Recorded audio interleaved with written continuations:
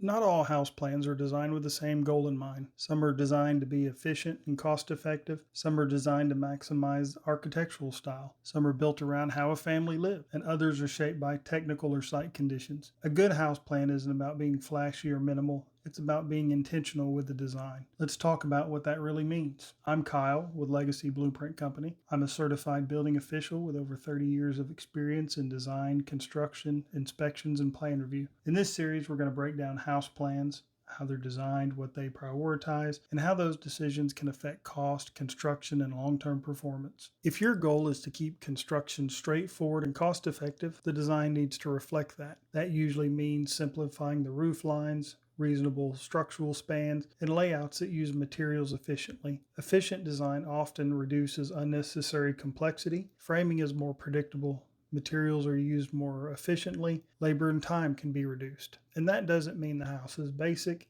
It just means that the structure and layout were designed with construction in mind. When efficiency is a priority, the plans support the builder instead of fighting the builder. Sometimes efficiency isn't the primary goal. The architectural style is. You might see more complex roof lines, larger open spans, vaulted ceilings, or other custom details. These features can create a beautiful and unique home. There's nothing wrong with that. It just means that the plan was designed to prioritize visual presence in the experience. The key is understanding that every design choice carries a trade-off. More complexity can mean more coordination. Larger spans may require more structural support or engineering, and it's okay, as long as it's intentional. In many cases, a house plan is driven by lifestyle. Maybe somebody wants aging-in-place features. Maybe it's a multi-generational household. Maybe it's dedicated home office or an ADU designed for flexibility. When lifestyle drives the design, flow and functionality take the priority. The layout should reflect how people actually live, not just how a home looks in the photos. A good lifestyle-driven plan makes daily life easier, not harder. Here's something that